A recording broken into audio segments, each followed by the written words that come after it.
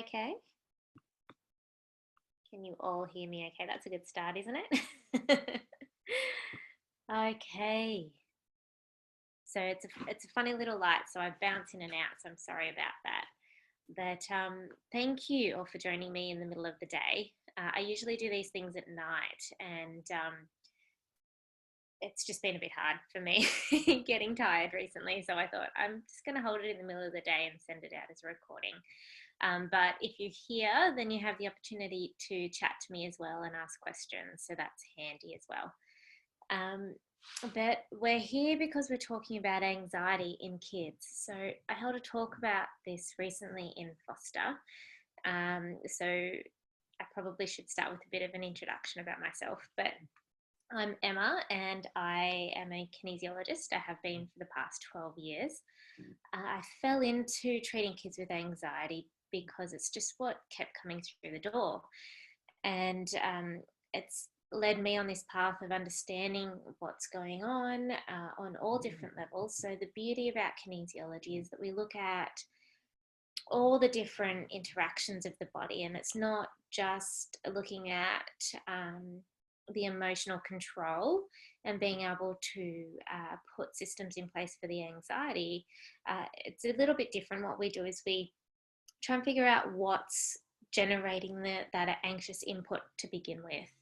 And it's usually multi-layered, and I'm going to go into all those things today. But yeah, so that's what a kinesiologist does, and we look at it from the holistic perspective. So we look at the emotions, so we bring in a little bit of counselling, we look at the tension in the body, and I'll explain that in a minute as well. And then we look at the nutritional side as well. So it's all areas of health jammed into one. I have two little boys myself, if you don't know me. So they're Kobe, who's 5, and Levi, who's nearly 2. They're very spirited boys. And, you know, they go through their fair share of emotional ups and downs, and they're definitely sensory sensitive, I call them. So they're not, you know, they're not diagnosed with anything. They don't have any disorders. They're just hyper-aware kids. And I'm finding that a lot of kids are these days, particularly coming from conscious parents, I guess. I call them spirited children. And it's just a name I've kind of coined in clinic. And it just helps explain these kids who get stubborn, are hyper-aware and very intelligent, and they have so much love to give the world as well. So they're emotionally sensitive as well. So nothing's wrong with them. It's just that they are very sensitive kids. So that's them. And then there's also the other anxiety kids who just find life a little bit overwhelming. And it can display in fight or flight. So you get the aggression and you get the flight, which is the withdrawal. So they're the ones that hold onto everything and need to suck something or hold something or touch something. And that's that withdrawal, trying to calm the nervous system. And again, I'll go into that in a minute, but that's kind of a really brief overview of me. Hi. So I've been in clinic for about 12 years, and I'm now based in Forster. So if you're around this area, please come and say hi. I was based in the Northern Beaches for a long time, but we moved our family to a quieter area, and it's just lovely. We just love it. Kobe kept saying when we got here, you know, oh, Mum, there's so many trees. And that's what we do love about it. It's just nature. Okay, so on to anxiety. What is going on? So anxiety is the body's way of saying something is wrong, something is wrong, something is wrong, something is wrong, look out, look out, look out, look out. And that's the impulse that your brain is getting. And then your brain's got to try to interpret, okay, what do I do about this? What is happening and what do I do? So there's this tiny little part in the back of your brain called the amygdala. And the amygdala's role is to assess what's going on internally as well as externally, and put those together in a way of, are we safe or are we not? And if we're safe, then I don't switch on and everything's good. But as soon as there's threat in my environment, then I'm going to switch on and I'm going to cause a bit of a chain reaction. which is, you know, putting out different neurotransmitters, making your breathing a little bit, you know, more active so that we can, you know, get ready to fight or flight if we need to. It turns on all of your senses so that you're aware of what's going on around you. It's just putting a little bit of tension in your body to go, okay, you got to be on guard here because there's something wrong, something wrong, something wrong.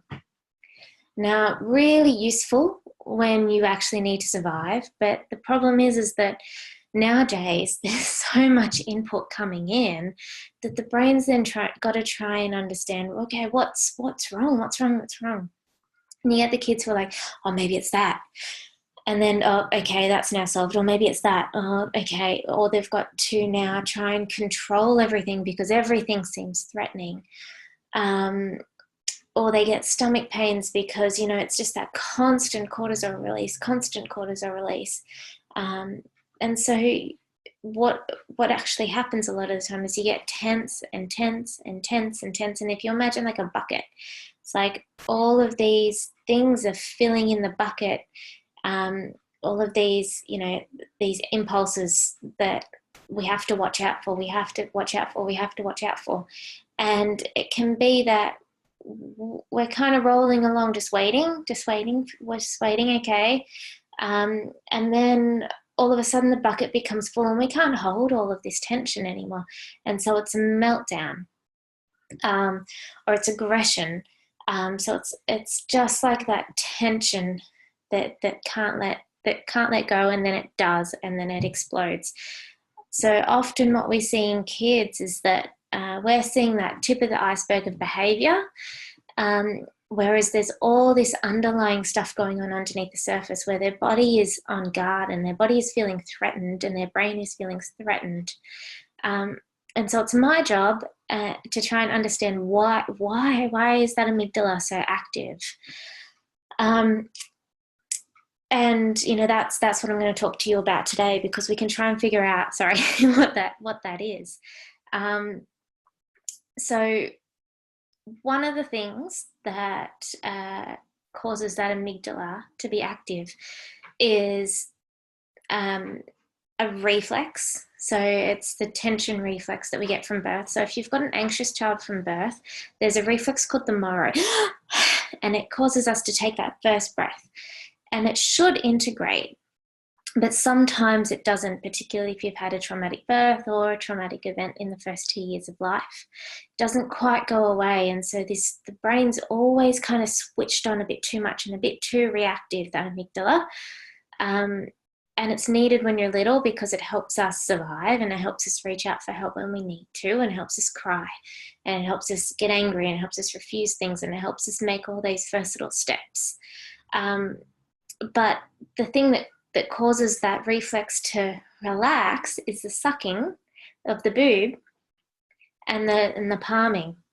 So the kids who generally have this Moro that's too active are the ones that, you know, have always sucked their thumb, always needed a dummy. Their dummy falls out in their cot and they wake up instantly, you know, that nothing's settling their nervous system anymore. They don't like to self-settle. They need to be holding something. You know, and they're the ones, you know, I see in clinic, and they're about 8 years old and they're still not, you know, letting go of their thumb and stuff like that. So, but when you look back, it's usually because this nervous system has been so active since birth. And some kids will integrate that nervous system well, and some kids won't.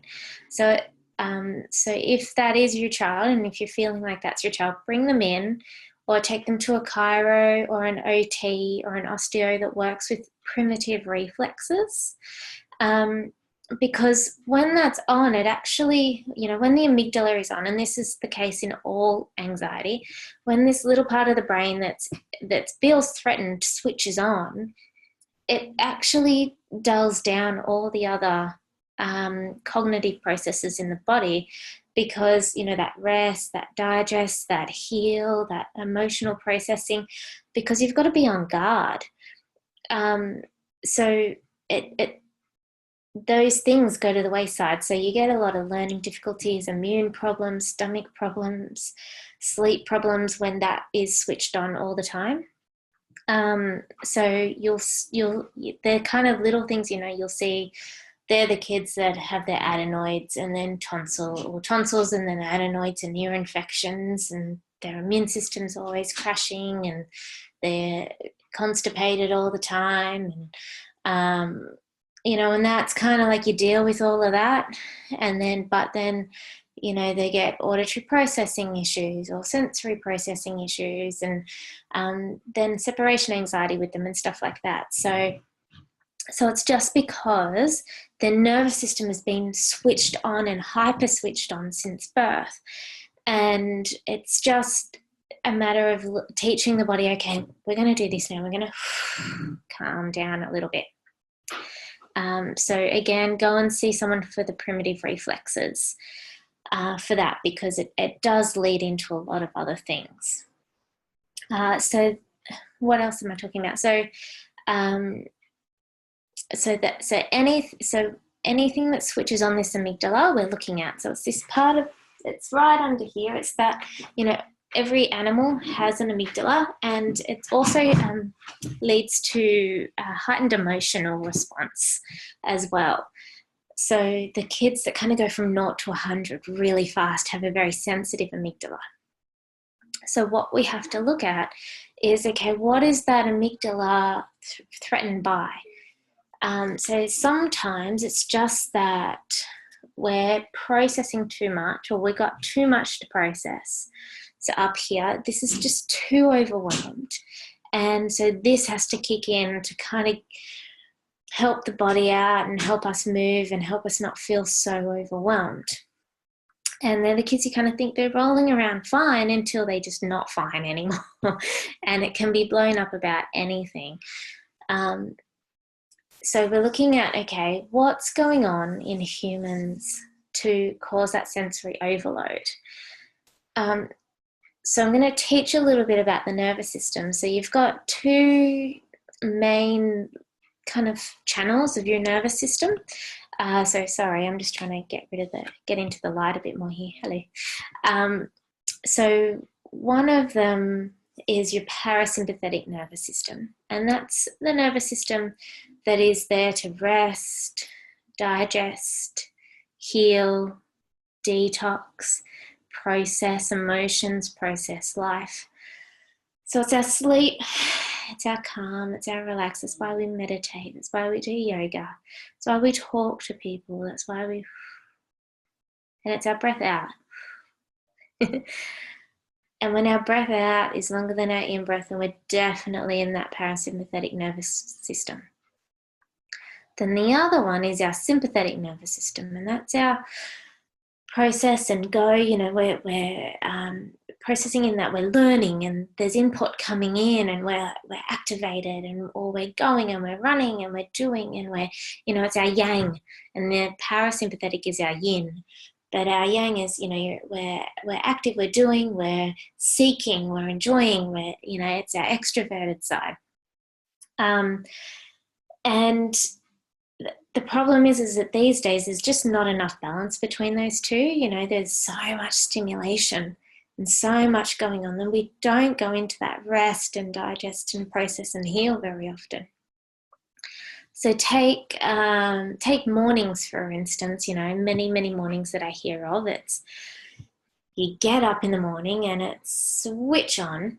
So it's switch on, and that cortisol goes ding in our body, and we have to get ready and go and out the door, or you're watching telly and you're doing that and you're doing that, and you've got noise going on and you're interacting with your family, and here, have that, do that, and there's conflict right away first thing in the morning. So you're going, and then you get to school and it's in,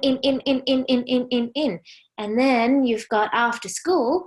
We used to come home and after school, and there used to be routine after school, and there used to be home nothing after school, and we just don't live in that society anymore. So our nervous systems, we're activated by appointments, activated by learning more things, after school activities. We're activated by we're activated by phone, TV. Teenagers, we're on the phone, we're texting. And then we've got homework, and it's like it's all this information in. Another thing for teenagers is that we used to go home and jump on the phone and download the day, again, parasympathetic nervous system, sit in the pantry and download the day. And we just don't do that anymore. And so our nervous systems are in again. And then we have dinner. And then we have, I don't know why, how did this happen? We start having sugar after dinner. I don't know. And it's more in. And then you're meant to go to bed. And it's like, it doesn't really work that way. You've got to have somewhere in there parasympathetic nervous system. So if you've been on this cortisol surge all day long and there hasn't been any time, or your child really resists that time, and we'll get to that a little bit later as well, there's no out time, there's no relaxed time, there's no processing time, then you finally get to sleep and your brain starts doing all the processing. And it inevitably, because your cortisol's been so high during the day, inevitably then the body has so much more to process at night. And that's when you start waking up at night a lot, or you wake up really, really early in the morning. And you may also either crash and then wake up, or you find it really hard to go to sleep and you do all your processing before you go to sleep. So that's usually why kids aren't getting to sleep and falling asleep. It's because they haven't had enough processing time throughout the day. Now, another thing that switches on that parasympathetic nervous system is touch, and deep touch. It's that comforting proprioception. So they're the kids that are constantly seeking touch on things, and they constantly want mum, and they constantly want, everything to be okay, and we organise our stuff. And it's sorry, I just realised I'm doing that. I'm in that mode too. And we're just seeking some sort of grounding and seeking some sort of parasympathetic nervous system hit. And so making sure that we squeeze our children a lot and give them something to hold, or give them a heavy weighted blanket while they're watching TV or something like that. It's just enough to a little bit. Even in the car, you can, get something heavy for their lap. If they're the ones that sit in the car and ask a lot of questions, it's just like, okay, what can we do in order to help my child relax their nervous system? Creative play is a huge thing. A lot of kids aren't getting enough creative play, and that's a processing thing. So there's always purpose to play, there's always learning or something. And there's not a lot of, just creativity where they get to play Lego, or they get to play dolls, or they get to draw. So we've got to try and get them more interested in that and push them into it if we need be, because they will start. It's just a matter of sometimes when they've been overwhelmed, they kind of look at all that stuff and they don't know where to start. So give them maybe the first step. If you could build this for me, if you could draw that for me, if you could, really kind of just keep trying to push that into them. And even with yourself, grounding. Just remember to breathe out, because they're going to look to you, and if you're like this all the time, then their nervous systems go, oh, something must be wrong. The world's a bit threatening to mum. So what must be going on for me? What else comes out of this is that when they can't self-soothe in that way, if they're not reaching that parasympathetic nervous system themselves, they'll try control. And control is clothing, it's food, it's toileting. They're kind of the main three things. So when my world seems overwhelming and I can't find any sort of control in there, then I'm going to restrict, and I'm going to, make myself control these things, and I'm not going to let you come near them. So if your child is struggling with that kind of thing, then it's time to have a look at what their daily routine is like, and just take a little moment to think about what that input is like from the get-go in the morning. You know, what's that input versus just relax process time? And part of the relax process time is also the chance to talk to you. You know, how often are they sitting there and just having that chance to, you know, talk about whatever with you? Because if you ask them, you know, how was your day or something like that, and they're in that stress mode, then again, you know, that they're in that stress mode. So that's kind of, the nervous system is hyper. So you're not going into processing. So they're like, well, good, I'm fine. You know, and then all of a sudden, all the problems will come out at night because they're finally having a chance to think about it, lie there and think about it. And they have your attention for a little bit. And so, you know, it's all that incidental chatting that helps. And I know that sometimes we don't live in that society anymore. So one way to kind of prompt them, I call it sweet and sour. So it's, you know, this is particularly useful in kids over 7. You know, what were 3 good things about your day and what were 3 not so good things? And so you're getting a whole picture. I always ask specifics. So with Kobe, I always ask him, I know with lunchtimes he's hardest because he's in kindy and they're all wearing the same hats and it can be a little bit hard to find everyone at lunchtime still. So he's still getting his bearing. And my first question is, how was lunchtime? What did you do? So you give them very specifics to talk about, or who did you play with at lunchtime today? And then also when you get them first in the car, maybe hold off on the questioning straight away, because they're kind of transitioning still from school where they've got to be really switched on to in the car. And it just takes them a little bit to kind of ease into the day. If they want to control that afternoon, and if they're finding, you know, you're finding that they're wanting to go do things and wanting to seek things, oh, mum, we need to get that or do that, then looking for that kind of dopamine hit, which is like a reward system, right? Okay, I'm settled, yep, done. That nervous system activity is solved, it's done, it's packaged, it's switched off. And so something you can do is give them some natural chewing gum, sugar-free chewing gum, and just to chew on the way home or on the way to the next activity, so that they're processing. And this is why boys, you know, move so much. It's because they're trying to process. And that's just the way a lot of boys process, because they're not great at talking.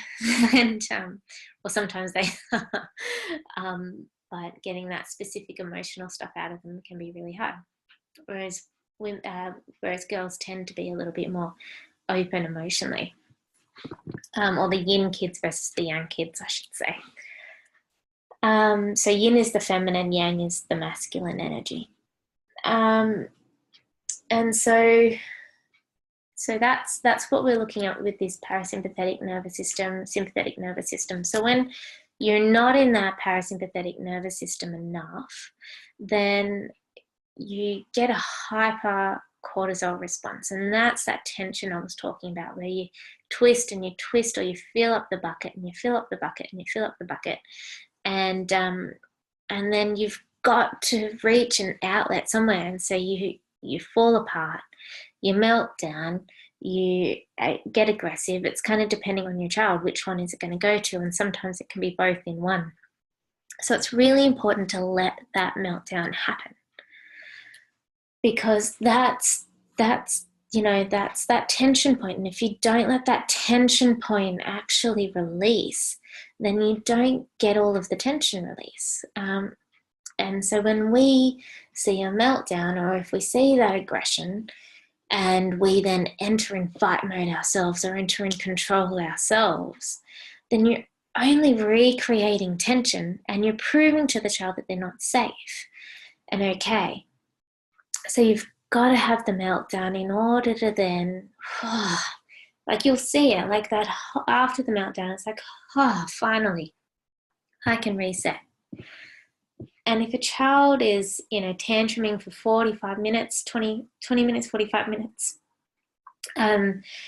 And then you just see them escalating and escalating and escalating. You know, there's probably been a few different meltdowns that have happened recently where they weren't actually allowed to fully let go. And I'm talking like to the point of let go and then finally come to you for a cuddle. Or there's something that's really triggering them emotionally that they're not really letting go of yet. So we've got to let that meltdown happen in order for things to reset. And we've got to let that within ourselves as well. You know, that's often where it starts, is that we're not letting go and we're just saying to ourselves, it's okay, it's okay, it's okay, it's okay. And it's not okay. It's not okay. We need to let go. We need to, you know, cry it out, have someone hold us for a little bit, hold ourselves for a little bit. And it's also why it's important to let babies cry, you know, I think is as long as they're not, you know, as long as they're being held in a safe place and they're not in pain, you know, it's and I know that can be the tricky part as well. Are they in pain? Are they not? But yeah, we've got to let them, you know, we've got to let them cry it out and let out all that energy so that they can then go into that parasympathetic nervous system. So that's kind of a good place to have a little bit of a reset point. So what I'm talking about is that there's this little part of the brain called the amygdala that watches out for danger. And in kids with anxiety, that's often too switched on. And it can be too switched on because there's too much sensory input. There's not enough rest, digest, relax, processing time. Or they're very sensitive children and they need a lot more rest, digest, processing time. And the way that life is for them just isn't working. And when they do get to that tension point, if they have reached that height of fight or flight, then you have to let them completely release. Otherwise, you're just gonna, you know, restart with a half full bucket again. And it's also the reason why we really need to watch our sleep, the sleep in our kids, and particularly in our teenagers, making sure that they're sleeping. Because, sorry, I was just having a thought there about medications, you know, and making sure that they're not on long-term medications where they completely knock out rather than allow that processing sleep. And because you're restarting the day then without having a complete parasympathetic relax. So you kind of, again, starting with a half full bucket.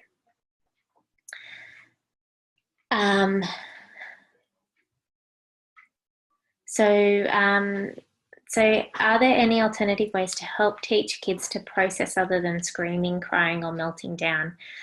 So there's, so if they're starting this way in the morning, and they won't let you touch them, they're in fight or flight first thing in the morning. So we've got to look at, okay, what's happened emotionally?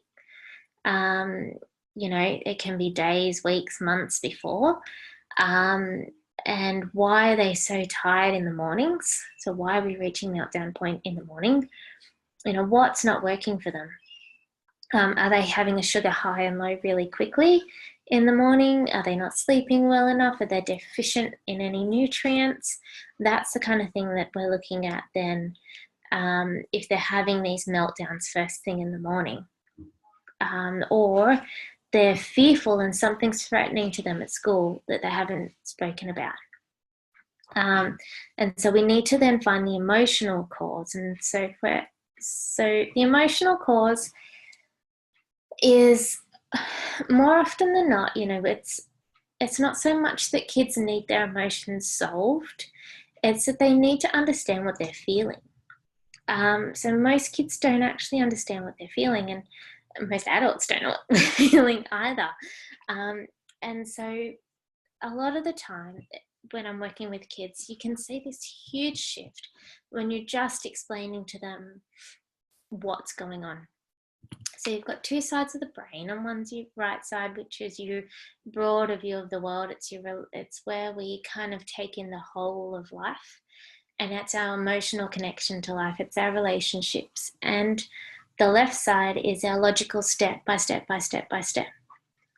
So when the emotions are overwhelming, when we're not understanding what our emotions are, or we're struggling with grief and fear and just life in general, emotionally, then a lot of kids won't actually switch into that left logical brain very well. And so you see the kids who can't really follow instructions. They can't get their stuff together in the morning. They can't get organized. It's because they're hanging out in that right side of the brain, and there's something emotionally that hasn't been processed.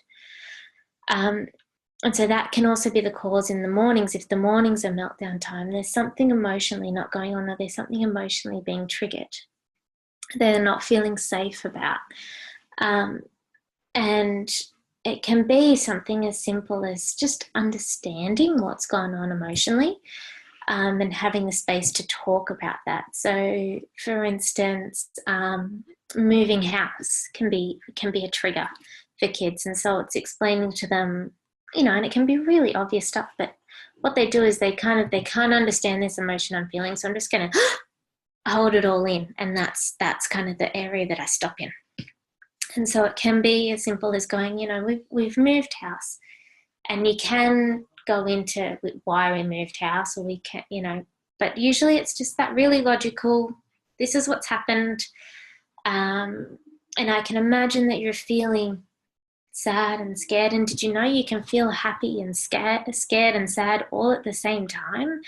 And, that's one thing a lot of the kids, oh, okay, I can be happy and sad at the same time. Oh, okay, I get that now. Because they get confused, I'm happy, or we go, they're happy. So that means that they can't be sad, but they can be both at the same time. So we've changed house. This is the same. This isn't the same.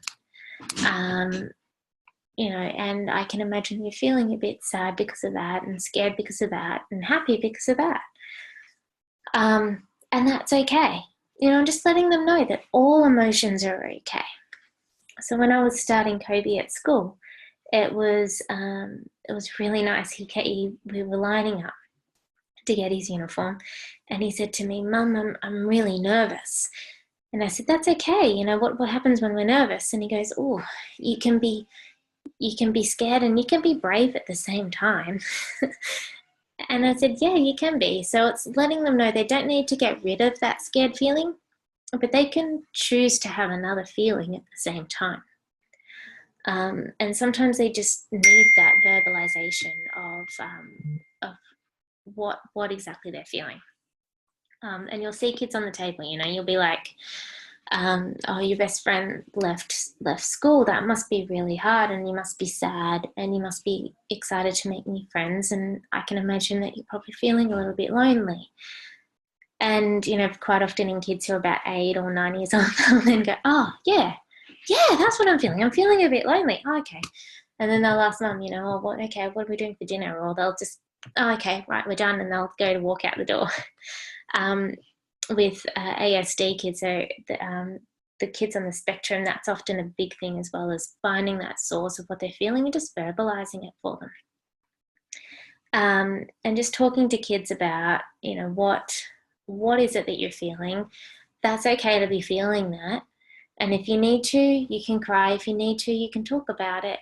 And I'm just going to keep bringing it up gently until it feels like it's all gone for you. So a really good resource is the Whole Brain Child. Names, I'm really, really bad with names. I think it's Dan Siegel. But look it up, the Whole Brain Child. And that's a really good explanation of that left and right side of the brain, the downstairs, upstairs browns, so that fight or flight versus cognitive awareness. So again, if they're melting down in the morning, try and figure out what is it emotionally that they're struggling with. And if you ask them, what are you struggling with? they're not going to know. Otherwise they would have verbalized it already, or they're over verbalizing it, or they're talking about something else. And you got to use your mum's intuition on this, what they're talking about that, but I don't think it's actually that. I think it's that. And sometimes it's also a matter of, offering, well, is this going on, or is this going on, or is this going on? And then giving, sometimes when they're a bit older as well, you give them solutions to it. And as I'm talking about solutions, I'm thinking about, I'm going to lead then into separation anxiety at preschool and school. So it's often that emotional side, or that fight or flight side, overwhelming. And they're unable to do that left brain step-by-step stuff, or logically get into that, that understanding of what's going on, or even feeling powerful in that. So we talk about it emotionally, and then you add in that left side brain, which is we're going to go to that toy at daycare, or we're going to go to that teacher, or you're going to do this, and then that will happen, and then that will happen. So with bigger kids, it's you're going to line up at school, and then you're going to go into your classroom, and then you're going to have lunchtime, and then you're going to come home, and it's all going to be okay. And you can be scared and you can be brave at the same time. If this isn't working, then there's something else going on. So it could be those reflexes active as well. So again, don't hesitate to bring them into a kinesiologist or a chiro, osteo, or art therapist, all of those kind of therapies, to try and understand what's going on underneath. But it can be really simple in that you just got to explain to them that step 1, step 2, step 3 of the day, or that activity. With little kids, I'm talking 20, 24 months old, it can be that they just need to walk into kindy and feel a little bit powerful, rather than going from that space of I'm up here and now I'm down here, and all of my senses are overwhelmed instantly, and I'm going to freak out. So have them walk in, have them go to a certain toy, all that kind of stuff. And then explaining to them that I'll be home, I'll be back after afternoon tea time, or something like that. So they've got that timeline. How are we going, guys? Have you got any more questions? So the other things that we're looking at when we're talking about what increases that stress level in the body is food. And food is really important, guys, because our body needs all of these nutrients in order to keep everything flowing nicely. And cortisol and stress uses up a lot of nutrients. And the world that we live in has a lot of sugar.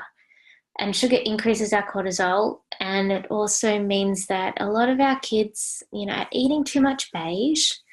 There's not a lot of nutrients in beige, and so you're starting kids off with not a lot of nutrients in the morning. No matter how much added stuff that they have in there, there's not a lot of nutrients, and I could go on forever about that.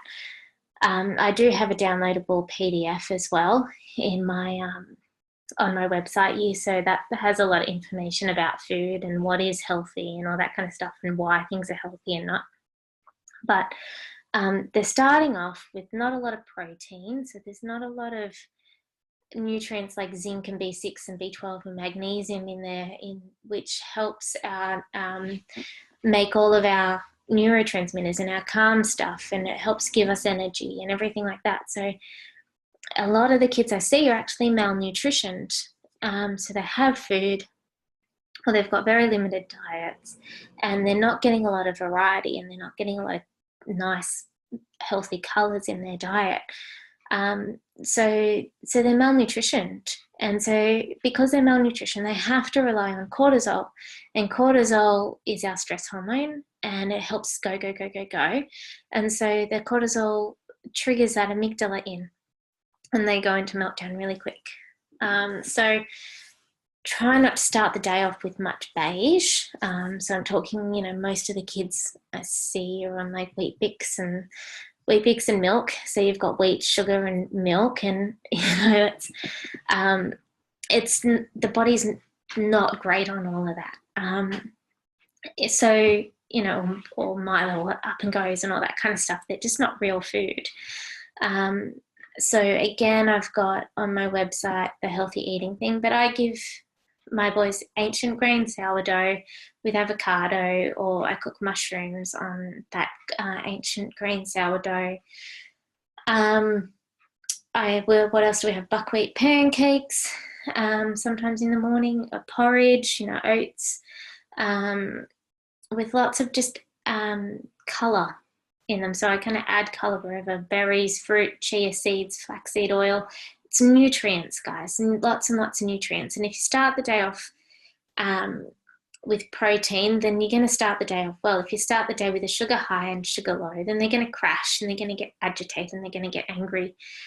And it's just going to continue all day long. So you start the day on a sugar high and you're going to get those sugar cravings all day long. And most cereals have extra nutrients in them, but they have all that sugar and they have all that wheat. So I recommend just going through the supermarket and looking at the ingredients list and figuring out, okay, which one of these has the least or no sugar. And I might even, what I'll do when I send through, I'll just send through my what do I feed my child PDF I have.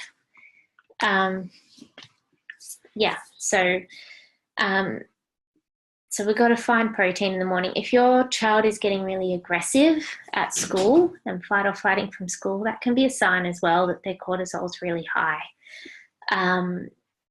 first thing in the morning, and then they hit that sugar low, and then the adrenaline kicks in, and school can be a really threatening place, so they fight or flight.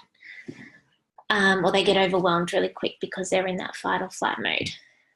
So if you're getting a lot of aggression, there's so many times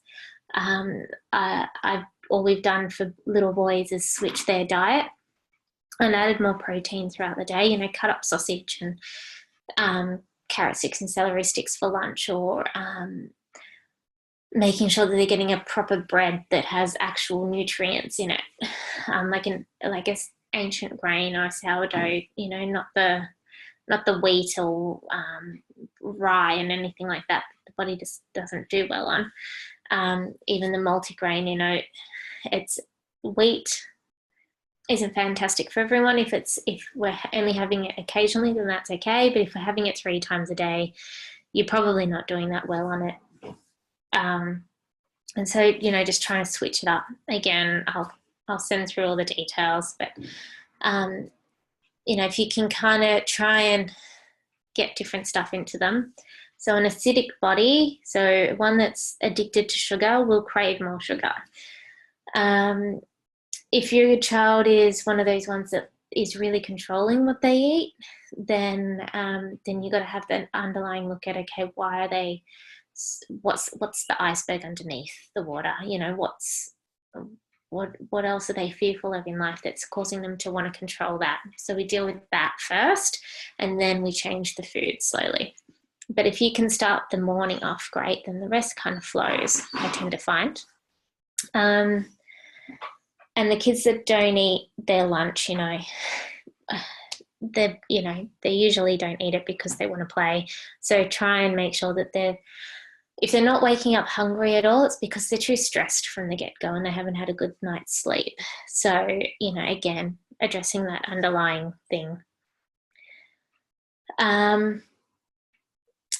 So the food, again, has a big part to play. If you're having a lot of artificial colours and flavours as well, that's only going to dull down that comprehension part of the brain. And if that's too overwhelmed and not working efficiently, then the amygdala has to kick in. So you're gonna go from dopey into fight or flight really quickly. What else can I tell you? I think I'm kind of covering it all. Basically, hopefully what I'm getting across is that the brain needs time to process. The body needs to be relaxed. the food needs to be good and settled and giving them all the nutrients that they need in order for that nervous system not to be stressed. And when the nervous system is stressed, it becomes hyper aware of all of the sounds and noises and smells and movements in the site, and it can cause that overwhelm, then can cause that fight or flight. So we're looking at how do we calm that nervous system? How do we keep someone feel safe? I've just had a question about separation anxiety. So I've had one client use, and I really love this. I really love this little chart that they have. It's a goal chart. That's the first time I've seen it. So the goal chart is one where the child sets their own goals, and then they get a star for every time that they've achieved that goal. And when they've achieved that goal a certain amount of times, then they get a reward. So it's not necessarily a reward chart or a brave chart or anything like that. It's a goal chart. So they've set their own goals and they work towards that goal. And then that makes them feel really empowered. And I love that idea. And I really would find that useful, because that is that dopamine hit. So dopamine is reward. It's okay, completed, done, sorted. And yeah, that makes us function really well. But again, if there is a lot of anxiety going on, we've got to try and figure out, is it because their nervous system is too heightened, or is their nervous system heightened because they're emotionally not processing through something? And if they're emotionally not processing through something, then how do we help them understand what's going on emotionally and understand what they're feeling? And that can be just putting a name to it. But, go home, put all these things in action. I'm actually in the middle of writing a little ebook. So make sure you signed up to my newsletter if you're interested in that, and I'll post that out when it's all done. I've got another question here. Is how do you help your child not take people's words or actions personally? So feeling like everyone's against them.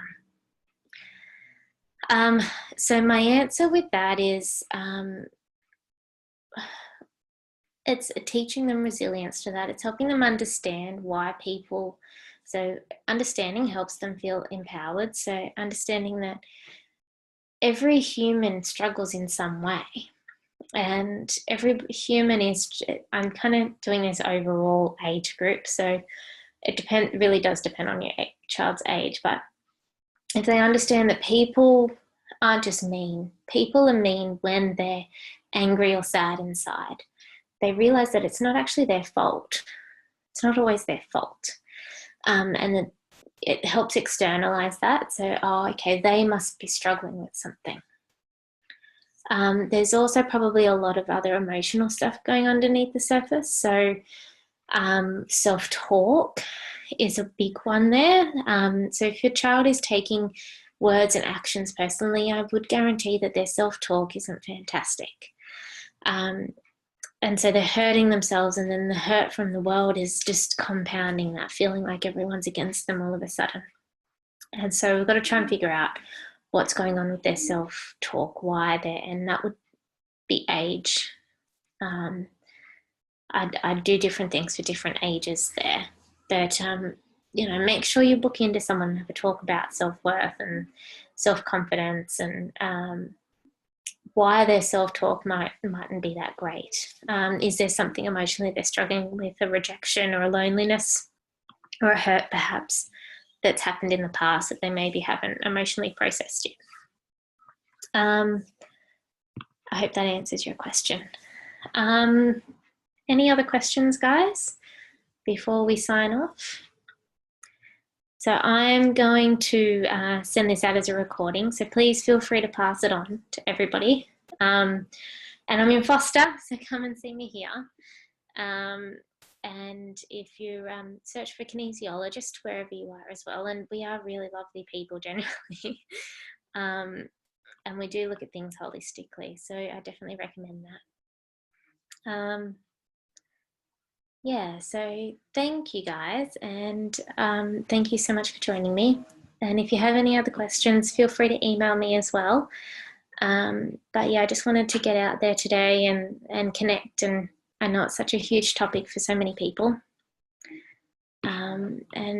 Yeah, I'll speak to you guys soon. Thank you. Bye.